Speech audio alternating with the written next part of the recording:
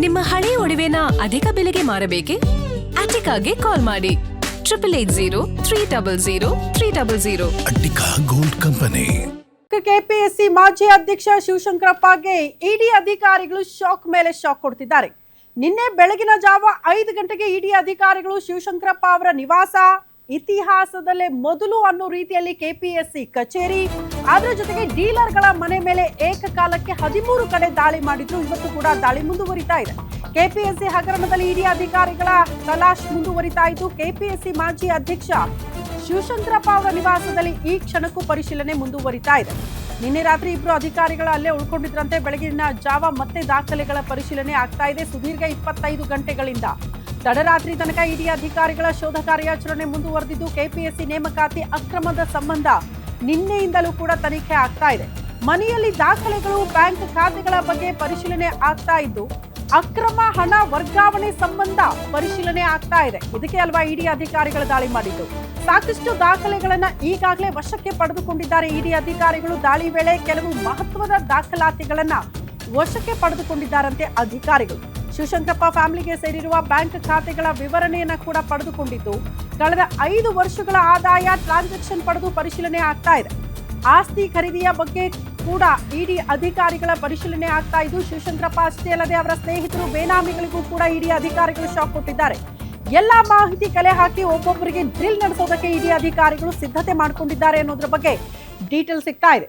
KPSC ಹಗರಣ ಎಷ್ಟು ದೊಡ್ಡ ಮಟ್ಟದ ಹಗರಣ ಅನ್ನೋದು ಎಲ್ಲರಿಗೂ ಕೂಡ ಗೊತ್ತಾಗ್ಬಿಟ್ಟಿದೆ. ಕಾರಣ ಪಶು ವೈದ್ಯಾಧಿಕಾರಿಗಳ ನೇಮಕಾತಿ ವಿಚಾರದಲ್ಲಿ ಒಂದೊಂದು ಹುದ್ದೆಗೆ 1 ರಿಂದ 2 ಕೋಟಿ ತನಕ ಕೂಡ ಡಿಮ್ಯಾಂಡ್ ಆಗ್ತಾ ಇತ್ತು ಒಂದೊಂದು ಹುದ್ದೆಗೆ ಅಂತ. ಜೊತೆಗೆ ಶಿವಶಂಕರಪ್ಪ ಅವರ ಬ್ಯಾಕ್ಗ್ರೌಂಡ್, ಅವರ ಇಬ್ಬರು ಹೆಣ್ಣು ಮಕ್ಕಳಿಗೂ ಕೂಡ ಹುದ್ದೆಯಲ್ಲಿ ಕೂರಿಸೋದಕ್ಕೆ ನಕಲಿ ದಾಖಲಾತಿಗಳನ್ನ ಸೃಷ್ಟಿ ಮಾಡಿದ್ದು, ಬೇರೆ ಬೇರೆ ರೀತಿಯಲ್ಲಿ ಆಟ ಆಡಿದ್ದೆಲ್ಲ ವಿಚಾರಗಳು ಗೊತ್ತು. ಹಾಗಾಗಿ ಶಿವಶಂಕರಪ್ಪ ಅವರನ್ನ ಅಮಾನತು ಮಾಡಲಾಗಿತ್ತು. ಅದಾದ ಬಳಿಕ ಇಡಿ ಅಧಿಕಾರಿಗಳು ಈಗ ದಾಳಿ ಮಾಡಿರೋದು ಯಾಕೆ ಅನ್ನುವಂತಹ ಪ್ರಶ್ನೆಗೆ, ಅಂದ್ರೆ ಸ್ಥಳೀಯ ತನಿಖಾ ಸಂಸ್ಥೆಗಳನ್ನ ಹೊರತುಪಡಿಸಿ ಇಡಿ ಅಧಿಕಾರಿಗಳು ಎಂಟ್ರಿ ಹಾಕಿದ್ದಾರೆ ಅಂತ ಅಂದ್ರೆ ಹವಾಲಾ ದಂಧೆ ಆಗಿರಬಹುದಾ, ಮನಿ ಲಾಂಡ್ರಿಂಗ್ ಆಗಿರಬಹುದಾ ಅನ್ನುವಂತಹ ಪ್ರಶ್ನೆ ಇತ್ತು. ಇಲ್ಲಿ ಮನಿ ಲಾಂಡ್ರಿಂಗ್ ಆಗಿರೋದ್ರ ಬಗ್ಗೆ ಮಾಹಿತಿ ಇದೆ ಅಂತೆ. ಅದೇ ಮಾಹಿತಿ ಆಧಾರದ ಮೇಲೆ ಏಕಕಾಲಕ್ಕೆ ನಿನ್ನೆ ಬೆಳಗಿನ ಜಾವ 5 ಗಂಟೆಗೆ 13 ಕಡೆ ದಾಳಿ ಮಾಡಿದ್ದಾರೆ, ಕೆಪಿಎಸ್ಸಿ ಕಚೇರಿ ಸೇರಿದಂತೆ.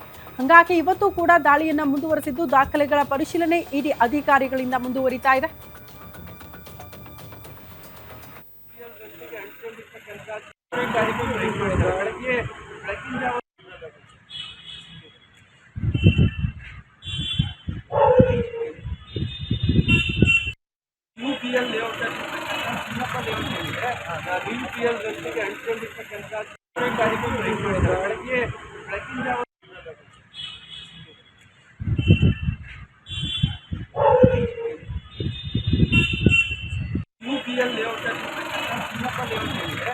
ಈ ಬಗ್ಗೆ ಮತ್ತಷ್ಟು ಡೀಟೇಲ್ಸ್ ಅನ್ನ ಕೊಡ್ತಾ ಹೋಗ್ತಾರೆ ಹಿರಿಯ ಪ್ರತಿನಿಧಿ ಅಜಯ್ ಕುಮಾರ್. ಶಿವಶಂಕರಪ್ಪ ಅವರ ನಿವಾಸ ಡಾಲರ್ಸ್ ಕಾಲೋನಿಯಿಂದಲೇ ನೇರ ಸಂಪರ್ಕದಲ್ಲಿ ಜಾಯಿನ್ ಆಗ್ತಿದ್ದಾರೆ.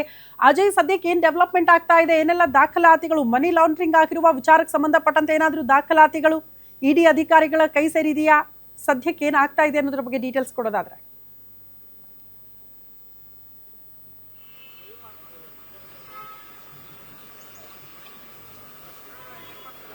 ಖಂಡಿತವಾಗ್ಲೂ ಶ್ರುತಿ, ಈಗಾಗಲೇ ಏನು 24 ಗಂಟೆಗಳ ಕಾಲ ಹೆಚ್ಚು ಏನು ಇಡಿ ಅಧಿಕಾರಿಗಳು ಕೂಡ ಈಗಾಗಲೇ ದಾಳಿಯನ್ನ ಮಾಡಿ ಏನು ಪರಿಶೀಲನೆಯನ್ನು ಸಹ ಮಾಡ್ತಾ ಇರುವಂತದ್ದು. ನಿನ್ನೆ ಕೂಡ ಬೇರೆ ಬೇರೆ ಜಿಲ್ಲೆಯಲ್ಲೂ ಕೂಡ ಈ ಒಂದು ವಿಚಾರಕ್ಕೆ ಸಂಬಂಧಪಟ್ಟಂತೆ ಈಗಾಗಲೇ ರೈಡ್ ಕೂಡ ಆಗಿತ್ತು. 21ಕ್ಕೂ ಹೆಚ್ಚು ಕಡೆಯಲ್ಲೂ ಕೂಡ ರೈಡ್ ಮಾಡಿ ಆನಂತರ ಏನು ಪ್ರತಿಯೊಂದು ದಾಖಲಾತಿಗಳನ್ನು ಕೂಡ ಪರಿಶೀಲನೆ ಮಾಡುವಂತ ಕೆಲಸಕ್ಕೂ ಕೂಡ ಮುಂದಾಗಿದ್ರು.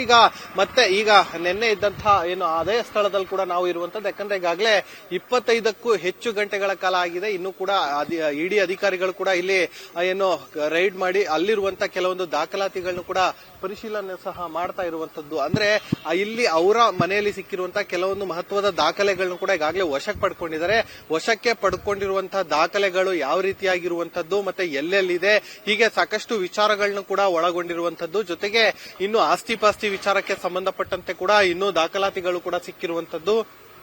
ಅದಕ್ಕೆ ಸಂಬಂಧಿಸಿದಂತಹ ಏನು ವಿಚಾರಣೆಯನ್ನು ಕೂಡ ಅಲ್ಲಿ ಕೂಡ ಮಾಡ್ತಾ ಇರುವಂತದ್ದು. ಯಾಕಂದ್ರೆ ಅವರು ಕೂಡ ಈಗ ಉತ್ತರವನ್ನ ಕೊಡಬೇಕಾಗತ್ತೆ. ಇಷ್ಟೊಂದು ಆಸ್ತಿ ಪಾಸ್ತಿ ಆಗಿರ್ಬೋದು, ಮತ್ತೆ ದಾಖಲಾತಿ ಆಗಿರ್ಬೋದು, ಮನಿ ಲಾಂಡ್ರಿಂಗ್ ಆಗಿರ್ಬೋದು, ಇದು ಯಾವ ರೀತಿಯಾಗಿ ಬಂತು, ಎಲ್ಲಿಂದ ಬಂತು ಅನ್ನೋದ್ರ ಬಗ್ಗೆ ಕೂಡ ಈಗಾಗಲೇ ಪರಿಶೀಲನೆ ಸಹ ಮಾಡ್ತಾ ಇರುವಂತದ್ದು. ಇನ್ನು ನಿನ್ನೆಯಿಂದನೂ ಕೂಡ ಈ ಒಂದು ರೈಡ್ ಕೂಡ ಕಂಟಿನ್ಯೂ ಆಗಿರುವಂತದ್ದು. ಇಡಿ ಅಧಿಕಾರಿಗಳು ಕೂಡ ರಾತ್ರಿ ಅಲ್ಲೇ ಅವ್ರ ಮನೆಯಲ್ಲೂ ಕೂಡ ಈಗಾಗಲೇ ಬೀಡು ಬಿಟ್ಟು ಅಲ್ಲೂ ಕೂಡ ಪರಿಶೀಲನೆ ಸಹ ಮಾಡ್ತಾ ಇರುವಂತದ್ದು. ಇನ್ನು ಅವರ ಫ್ಯಾಮಿಲಿ ಮೆಂಬರ್ಸ್ ಏನಿದ್ದಾರೆ ಅವರ ಒಂದು ಹೆಸರಲ್ಲೂ ಕೂಡ ಕೆಲವೊಂದು ಆಸ್ತಿ ಪಾಸ್ತಿಗಳು ಕೂಡ ಇರುವಂತದ್ದು ಕೂಡ ಈಗಾಗಲೇ ಗೊತ್ತಾಗಿದೆ. ಇನ್ನು ಬ್ಯಾಂಕ್ ಡೀಟೇಲ್ಸ್ ಆಗಿರ್ಬೋದು, ಜೊತೆಗೆ ಅವರ ಮನೆಯವರ ಮತ್ತೆ ಅವರ ಸಂಬಂಧಿಕರ, ಅವರ ಫ್ರೆಂಡ್ಸ್ ಏನಿರ್ತಾರೆ ಅವರೆಲ್ಲ ಏನು ಇರುವಂತಹ ಅಕೌಂಟ್ ಡೀಟೇಲ್ಸ್, ಕಳೆದ 5 ವರ್ಷದ ಸ್ಟೇಟ್ಮೆಂಟ್, ಹೀಗೆ ಸಾಕಷ್ಟು ವಿಚಾರಗಳು ಕೂಡ ಇರುವಂತದ್ದು. ಇನ್ನು ಕೆಪಿಎಸ್ಸಿಗೆ ಸಂಬಂಧಪಟ್ಟಂತಹ ಸ್ನೇಹಿತರು ಏನಿರ್ತಾರೆ ಅವರು ಕೂಡ ಈಗಾಗಲೇ ಯಾವ ರೀತಿಯಾದಂತಹ ಇವ್ರ ಜೊತೆ ಒಡನಾಟವನ್ನು ಹೊಂದಿದ್ದಾರೆ. ಜೊತೆಗೆ ಅವರು ವ್ಯಾಪಾರ ವಹಿವಾಟು ಯಾವ ರೀತಿಯಾಗಿತ್ತು, ಇವ್ರದ್ದು ಹಣದ ವ್ಯವಹಾರ ಯಾವ ರೀತಿಯಾಗಿತ್ತು, ಮತ್ತೆ ಕಳೆದ 5 ವರ್ಷಗಳಿಂದ ಯಾವ ರೀತಿಯಂತ ಬ್ಯಾಂಕ್ ಸ್ಟೇಟ್ಮೆಂಟ್ ಗಳನ್ನ ಇವರು ನೋಡ್ಕೊಂಡಿದ್ದಾರೆ. ಜೊತೆಗೆ ಇಷ್ಟು ದಿನ ಇವರು ಮಾಡಿರುವಂತಹ ನೇಮಕಾತಿಯಲ್ಲಿ ಇದೇ ರೀತಿಯಾಗಿ ಏನಾದ್ರು ಅಕ್ರಮ ಏನಾದ್ರು ಮಾಡಿದಾರಾ, ಯಾರ ಹತ್ರನಾದ್ರು ಹಣವನ್ನು ಇಸ್ಕೊಂಡಿದಾರಾ, ಮತ್ತೆ ಮನಿ ಲಾಂಡ್ರಿಂಗ್ ಮಾಡಿದಾರಾ, ಬೇರೆ ಕಡೆ ಎಲ್ಲರೂ ಇನ್ವೆಸ್ಟ್ ಮಾಡಿದಾರಾ, ಹೀಗೆ ಸಾಕಷ್ಟು ವಿಚಾರಗಳನ್ನ ಒಳಗೊಂಡು ಈಗಾಗಲೇ ಕಂಪ್ಲೀಟ್ ಆಗಿ ಇಡಿ ಅಧಿಕಾರಿಗಳು ಕೂಡ ಈಗಾಗಲೇ ಶೋಧವನ್ನ ಮಾಡ್ತಾ ಇರುವಂತದ್ದು. ಬಹುತೇಕವಾಗಿ ಇವತ್ತು ಕೂಡ ರೈಡ್ ಕಂಟಿನ್ಯೂ ಆಗುವಂತ ಸಾಧ್ಯತೆಗಳು ಕೂಡ ಹೆಚ್ಚಿದೆ. ನಿನ್ನೆ ಇದ್ದಂತಹ 3-4 ಜನ ಅಧಿಕಾರಿಗಳಲ್ಲಿ ಈಗಾಗಲೇ ಇಬ್ರು ಇಲ್ಲೇ ಇದ್ದಾರೆ. ನಿನ್ನೆ ಇಬ್ರು ಅಧಿಕಾರಿಗಳು ಕೂಡ ಮಧ್ಯಾಹ್ನದವರೆಗೂ ಕೂಡ ರೈಡ್ ಮಾಡಿ ಪರಿಶೀಲನೆಯನ್ನು ಮಾಡಿ ದಾಖಲಾತಿಗಳನ್ನ